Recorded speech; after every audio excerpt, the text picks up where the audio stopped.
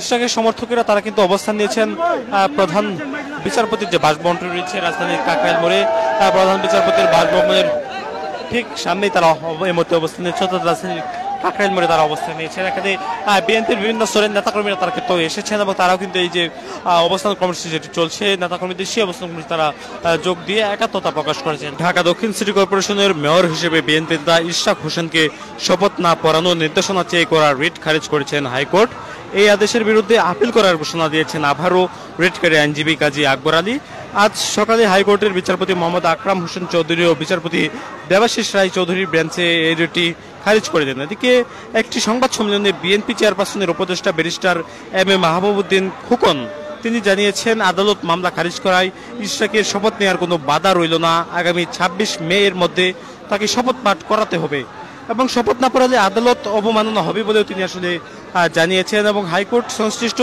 শাখার রিটটি করেন ঢাকা দক্ষিণ সিটি কর্পোরেশনের বাসিন্দা Mohammad Mamunur Rashid. Jamuna smart refrigerator, smart লাইফে স্মার্ট রেফ্রিজারেটর। আবেদনকারী যিনি ছিলেন অর্থাৎ আবেদনকারীর আইনজীবী কাজী আকবর আলী তিনি বিএনপি নেতা ইশরাক হোসেনকে ঢাকা দক্ষিণ সিটি কর্পোরেশনের মেয়র হিসেবে শপথ না পড়ানোর নির্দেশনা চেয়ে দায়ের করা রিট সেটি কিন্তু খারিজ করেছেন হাইকোর্ট এবং আদালত বলেছেন রিট আবেদনটি শুনানির জন্য গ্রহণযোগ্য নয়। এই আদেশের ফলে ইশরাক হোসেনকে শপথ নিতে আর বাধা নেই বলে জানিয়েছেন আইনজীবীরা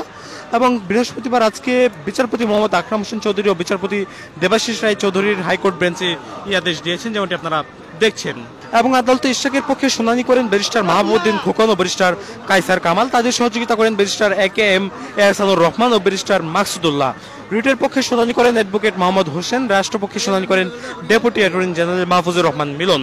এর আগে গতকাল বুধবার বিএনপি নেতা ইশরাক হোসেনকে ঢাকা দক্ষিণ সিটি কর্পোরেশনের মেয়র হিসেবে শপথ না পড়ানোর নির্দেশনা চেয়ে দায়ের করা রিটের শুনানি শেষ হয়। একই সঙ্গে এই বিষয়ে আদেশের জন্য বৃহস্পতিবার আজকে কিন্তু দিন ধার্য করা হয়েছিল এবং গত 14 মে বিএনপি নেতা ইশরাক হোসেনকে ডিএসসিসির মেয়র হিসেবে শপথ না পড়ানোর নির্দেশনা দিয়ে হাইকোর্টে রিট আবেদন করা হয়। সেই সঙ্গে বিএনপির বৈদেশিক বিষয়ক কমিটির সদস্য ইশরাক হোসেনকে মেয়র ঘোষণা করা, ঢাকার প্রথম যুগ্ম জেলা ও জজ নির্বাচনী ট্রাইব্যুনালের বিচারকের বিরুদ্ধে শাস্তিমূলক ব্যবস্থা গ্রহণের নির্দেশনা চাওয়া হয় ওই রিটটিতে। যেমনটি আপনারা দেখছেন এই মুহূর্তে রাজধানীর যে কাকরাইল মোড়টি রয়েছে সেই কাকরাইল মোড়ের প্রধান বিচারপতির যে বাসভবন রয়েছে বাসভবনের সামনেই কিন্তু এর মধ্যে অবস্থান নিয়েছেন বিএনপি যারা নেতাকর্মীরা রয়েছে তারা এবং তারা যেমনটি বলছেন যতক্ষণ পর্যন্ত ইশরাক হোসেনকে শপথ পাঠ করানো না হচ্ছে তারা কিন্তু আসলে তাদের রাজপথ কিন্তু ত্যাগ করবেন না এমনটি আসলে তারা বলছেন এবং ইশরাক হোসেন তিনি নিজেও কিন্তু সমর্থকদের উদ্দেশ্যে ঘোষণা দিয়েছেন যেন কেউ রাজপথ ছেড়ে না যায় এবং তারই কারণে আমরা দেখছি ইশরাক হোসেনের যারা সমর্থক রয়েছেন তারা কিন্তু ইতিমধ্যেই রাজধানীর যে কাকরাইল মোড় রয়েছে সেই কাকরাইল মোড়ে গতকাল সকাল থেকে তারা অবস্থান করছেন এবং তাদের অবস্থান কিন্তু আজকে বৃষ্টি উপেক্ষা করে কিন্তু তারা এখানে অবস্থান কর্মসূচি যেটি রয়েছে সেটি কিন্তু তারা চালিয়ে যাচ্ছেন। 2020 সালের 1 ফেব্রুয়ারি ঢাকা দক্ষিণ সিটি কর্পোরেশনের নির্বাচন হয় যেখানে বিএনপির ইশরাক হোসেনকে 2.5 লাখ ভোটের ব্যবধানে হারায় তৎকালীন আওয়ামী লীগের যে প্রার্থী ছিলেন ব্যারিস্টার শেখ ফজলেনুর তাপস তিনি কিন্তু আসলে ইশরাক হোসেনকে প্রায় 2.5 লাখ ভোটের ব্যবধানে হারিয়েছিলেন এমনটা আসলে জানা গিয়েছিল তখনকার সময়ে এবং তারপর পরে আসলে যখন অন্তর্বর্তীকালীন সরকার দায়িত্ব গ্রহণ করে তখন আসলে তার কিছুদিন পরে আমরা দেখছি ইশরাক হোসেনকে আসলে মেয়র পদ ঘোষণা করে একটি গ্যাজেট প্রকাশ করা হয় একটি হাইকোর্টে করা রিটের প্রেক্ষিতে আসলে গ্যাজেট প্রকাশ করে ইশরাক হোসেনকে মেয়র পদে তাদেরকে আসলে প্রজ্ঞাপন জারি করা হয় এবং তার প্রেক্ষিতে আমরা দেখছিলাম দীর্ঘদিন ধরে আসলে প্রজ্ঞাপন জারি করার দীর্ঘদিন হয়ে গেলেও আসলে ইশরাক হোসেনকে শপথ পাঠ করানো হচ্ছে না এমনটি আসলে তার সমর্থকদের দাবি। সেই দাবির প্রেক্ষিতে মূলত